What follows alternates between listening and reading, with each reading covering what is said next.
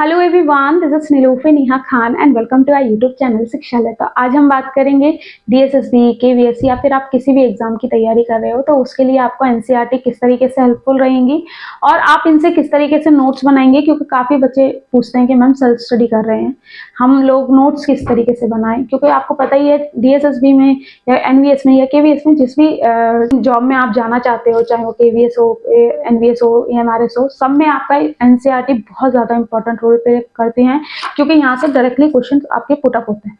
तो आज कुछ टिप्स मैं आप लोगों को बताऊंगी कि एक तो एनसीईआरटी आपको किस तरीके से करनी है, किस तरीके से आपको अंडरलाइन करना है और किन चीज़ों को एक बहुत ज़्यादा ध्यान में रखते हुए चीज़ों को नोट डाउन करना है। और एक चीज़ और याद रखिएगा, ये चीज मैं हमेशा कहती हूँ कि एट द एंड आपका मैटर यही करेगा कि आपके एग्जाम हॉल में परफॉर्मेंस कितनी अच्छी रही। ठीक है, तो थोड़ा सा चीजों को यूटिलाइज कीजिएगा अच्छी तरीके से और जो भी सोर्सेज हैं आपके पास उन सब सोर्सेज को यूज कीजिएगा। और सेल्फ स्टडी देख लीजिए, एक चीज मैं आप लोगों को हमेशा कहती हूँ कि सेल्फ स्टडी आप लोगों के लिए हमेशा, चाहे आप कितने भी कोर्स परचेज कर लीजिए, चाहे आप कितनी भी बुक्स पढ़ लीजिए, लेकिन अगर आप अपने लेवल पे चीजों को थोड़ा सा एनालाइज नहीं करोगे तो सिलेक्शन नहीं हो पाएगा। थोड़ी सी कड़वी बात है लेकिन हकीकत बता रही हूँ। ठीक है, तो आज की वीडियो का मोटिव यही है कि आप एनसीईआरटी को किस तरीके से फॉलो अप करेंगे। दूसरी चीज कि अपने नोट्स किस तरीके से बना सकते हैं, क्योंकि ये जितनी भी चीजें मैं आप लोगों को बताऊंगी तो वो मैं अपने एक्सपीरियंस के बिहाफ पे प्लस कई ऐसे टीचर्स या कई ऐसे लोगों के एक्सपीरियंस के बिहाफ पे बता रही हूँ जिन्होंने बहुत कुछ अचीव किया है अपनी लाइफ में। ठीक है, और एक चीज याद रखिएगा, एट द एंड सिलेक्शन आपको ही लेना है।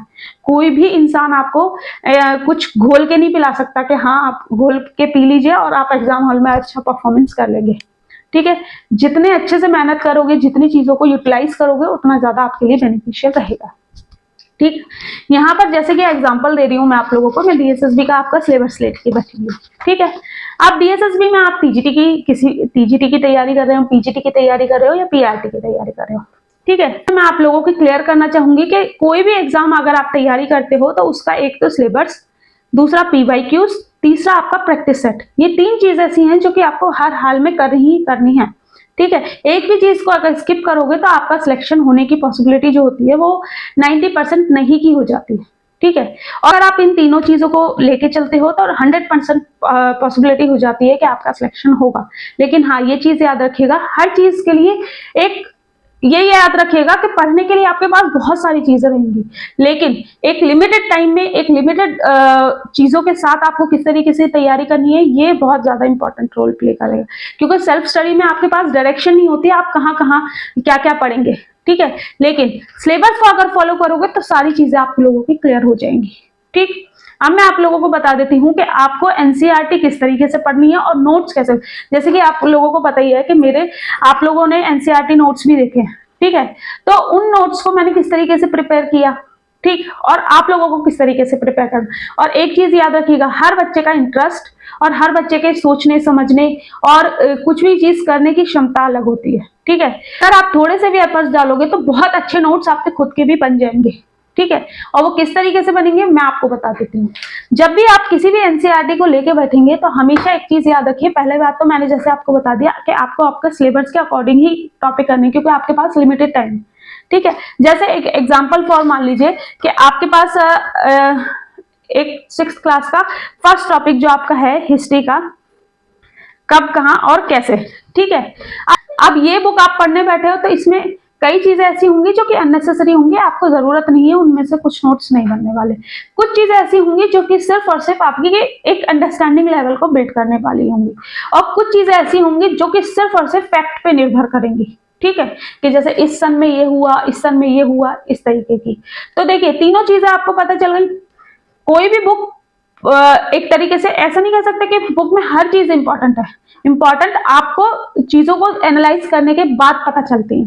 ठीक है, तो जैसे हमने ये चैप्टर पढ़ा कब, कहाँ, कैसे। ठीक है, जब भी आप इस चैप्टर को पढ़ेंगे, या एग्जांपल दे रही हूँ, तो आपको एनसीईआरटी में कुछ जो आपके साइड वाले कॉलम होते हैं, ठीक है, इन्हें आपको कभी भी निगलेक्ट नहीं करना, क्योंकि यहाँ से आपके डायरेक्टली क्वेश्चंस पुट अप होते हैं। चाहे आप सीटेट की बात कर लीजिए, चाहे आप डीएसएसबी, केवीएस या फिर किसी की भी बात कर लीजिए। ठीक है, एक तो ये जो आपके साइड बॉक्सेस होते हैं, ये आपको कभी भी निगलेक्ट नहीं करने, चाहे उसमें कोई फैक्ट दिया हुआ है वो फैक्ट भी आपको ध्यान में रहना चाहिए। प्लस जब आप कोई भी एक पैराग्राफ पढ़ते हो, ठीक है, तो पैराग्राफ पढ़ने के बाद हमें फर्स्ट जब हम रीडिंग करते हैं तो हमें लगता है ये भी इंपॉर्टेंट है, वो भी इंपॉर्टेंट है, ये भी इंपॉर्टेंट है, ठीक है, लेकिन जब हम उसी पैराग्राफ को सेकेंड टाइम रीड करते हैं, क्योंकि कुछ चीजें हमारे माइंड में फिक्स हो जाती हैं, तो हमें पता चलता है कि नहीं, यहाँ पर ये पर्टिकुलर ये वाला सेक्शन ज्यादा इंपॉर्टेंट है, ठीक है। तो उसके बाद क्या पता चलता है, एक तरीके से आप लोगों को ये पता चलता है कि पूरी बुक में जब आप पढ़ लोगे ना, तो पूरी बुक में क्या क्या चीज इंपॉर्टेंट है। और एक चीज और याद रखिए कि हर चीज लिखने की जरूरत नहीं है, कई नोट्स आप सिर्फ और सिर्फ बुक्स में ही बना सकते हैं।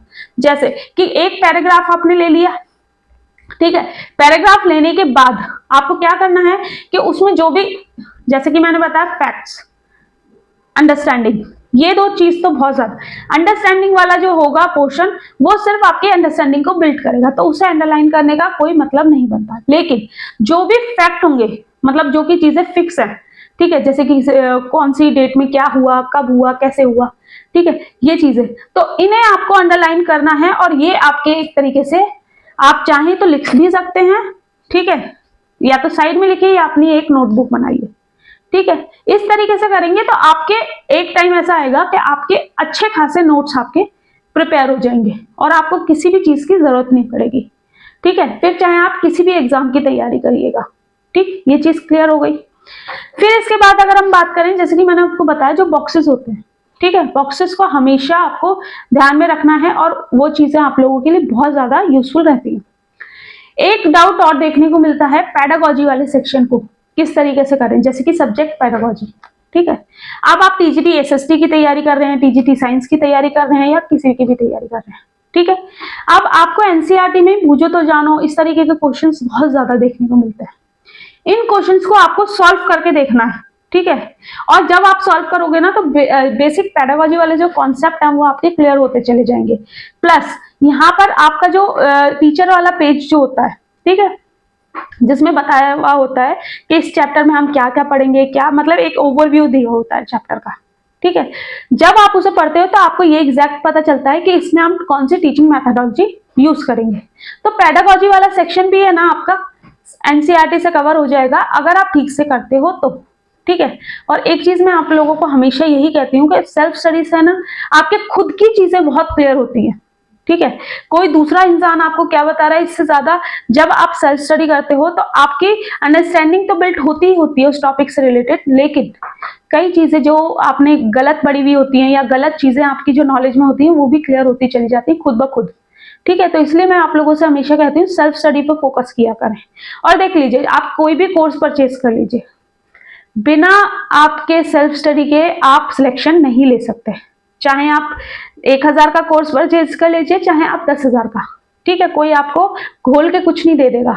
एट दी एंड पढ़ना आपको ही है, ठीक है, और परफॉर्मेंस भी आपको ही देनी है, ठीक। ये चीज क्लियर हो गई। अब मैं बता देती हूँ कि आपको नोट्स कैसे बनाने हैं। एनसीईआरटी हमारी पता चल गई आप लोगों को।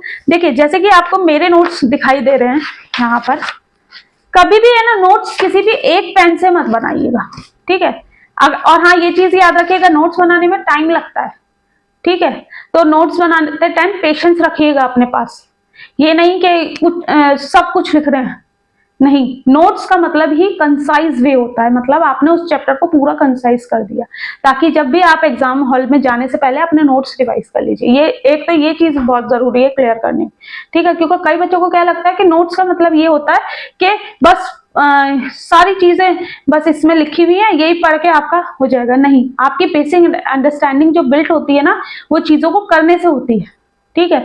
और नोट्स आप अपने हाथ से बनाएंगे या फिर कोई नोट्स खरीदेंगे भी ना तो भी आपको उसमें पढ़ना पड़ेगा। इसमें ये कभी मत सोचिएगा कि किसी के नोट्स आपने परचेज कर लिए, इवन हमारे भी नोट्स परचेज कर लिए तो आपको कोई मेहनत करनी ही नहीं पड़ेगी, मेहनत आपकी ही रहेगी, ठीक है। ये चीज याद रखिएगा, ठीक है। आप कभी भी मैं आपको बता रही हूँ, जैसे कि एसएसटी का एग्जांपल देती हूँ कि आपको नोट्स किस तरीके से बनाने हैं। जैसे कि हमारा ये नोट है, ये मेरी खुद की वो बहुत पुरानी कॉपी है, ठीक है। अब इस कॉपी को आप देखोगे तो इसमें मैंने कई चीजें मैप के अकॉर्डिंग बना रखी हैं कि लोकेशन मुझे याद रहे, ठीक है। कई चीजें मैंने उस तरीके से नोट डाउन कर रखी हैं कि पॉइंट मतलब फैक्ट उस टाइम के जैसे फ्रेंच रेवोल्यूशन में कब हुआ, कैसे हुआ, बास्टील का जो एक पतन था, ठीक है, वो सारी चीजें, और 60% जो जमीनें थी वो किस तरीके से वो आपकी चर्च के अधिकार में थी, ठीक, सारी चीजें। एक एक चीज याद रखिए, अब फैक्ट आपके लिए बहुत ज्यादा जरूरी हो जाएंगे, और फैक्ट आपके एनसीईआरटी वाले फैक्ट बहुत ज्यादा, ठीक है, ये चीज क्लियर हो गई होगी आपकी। फिर और आप लोगों को बता दूं, जब भी आप नोट्स बनाएंगे तो कुछ कलरफुल पेन्स का यूज कीजिएगा, ठीक है। उससे क्या होगा कि आपको पता है कि लेस इंपॉर्टेंट चीजें क्या हैं, मोस्ट इंपॉर्टेंट चीजें क्या हैं, और आपकी नॉर्मल जो उस टॉपिक के लिए नॉर्मल चीजें हैं, जो फैक्ट आपको जरूरी हैं पता होने, वो चीजें क्या हैं। तो उससे क्या है, जब भी आप कलर कॉम्बिनेशन यूज करते हो तो आपको एग्जैक्ट पता चलता है कि हाँ, ये जैसे मैंने पिंक कलर से अगर इस चीज को लिखा है तो क्यों लिखा है, ठीक है, इसे ग्रीन से लिखा है तो क्यों लिखा है, और ब्लू से लिखा है तो क्यों लिखा है, ठीक है, क्योंकि नोट्स बनाते टाइम भी आप कई ऐसी चीजें नोट डाउन करनी पड़ेंगी आपको जो कि बेसिक रहेंगी, ठीक है। ये चीज क्लियर हो गई। अब आपको पता चल गया एनसीईआरटी कैसे पढ़नी है और नोट्स कैसे बनाने हैं, ठीक है। फिर इसके बाद मैं आपको बताऊं कि सिलेबस आपका हो गया, सिलेबस के अकॉर्डिंग आपने ये सारी चीजें मेंटेन कर ली। फिर उसके बाद आपको क्या करना है कि प्रैक्टिस सेट।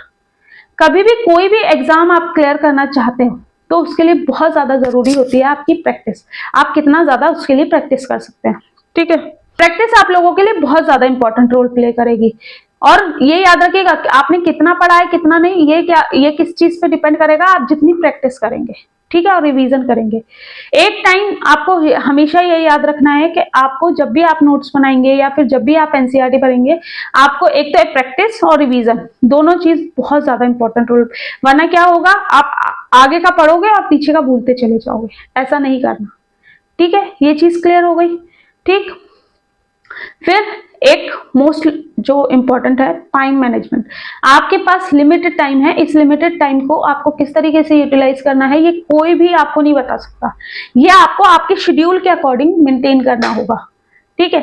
जैसे कोई हाउस वाइफ है, कोई वर्किंग पर्सन है, या फिर कोई भी है, ठीक है, ये चीजें आपको खुद के अकॉर्डिंग मेंटेन करनी होगी। आप मॉर्निंग पर्सन हो तो आप मॉर्निंग में पढ़ना शुरू करो, आप रात में जग कर पढ़ना अच्छा लगता है तो रात में जग कर पढ़ना शुरू करो, ठीक है, इट्स अप टू यू। लेकिन ये चीज याद रखिएगा कि पढ़ना बहुत जरूरी है, और एक 8 से 10 घंटे का टाइम अगर आप अपनी स्टडीज को इस टाइम में यूटिलाइज कर लेते हो तो आपके सिलेक्शन को कोई नहीं रोक सकता, ठीक है। बाकी मैंने कोशिश तो यही की है सारी चीजें आप लोगों को क्लियर कर दूं, लेकिन अगर कुछ रह गया होगा तो आप लोगों से रिक्वेस्ट है कमेंट बॉक्स में कमेंट करना। बाकी कोई दिक्कत कोई परेशानी हो तो कमेंट बॉक्स में कमेंट करना, मैं किसी ना किसी माध्यम से आपकी क्वेरीज को फुलफिल करने की कोशिश करूंगी। चलिए मिलते हैं आपसे नेक्स्ट वीडियो में। थैंक यू फॉर वॉचिंग, और पढ़ते रहिए बिना टेंशन के, ठीक है। चलिए मिलते हैं।